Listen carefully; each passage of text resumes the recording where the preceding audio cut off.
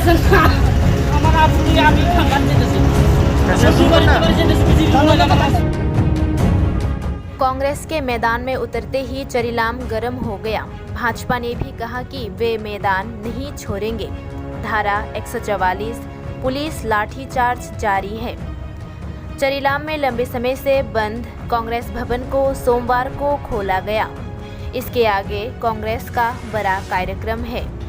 उससे पहले कांग्रेस इस दिन भवन खोलकर ये बताना चाहती है कि वे बिना लड़ाई लड़े पीछे नहीं हटेगी।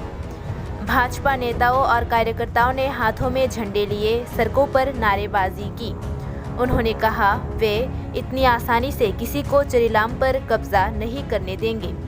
पुलिस ने दोनों पक्षों को शांति बनाए रखने के लिए आह्वान किया है।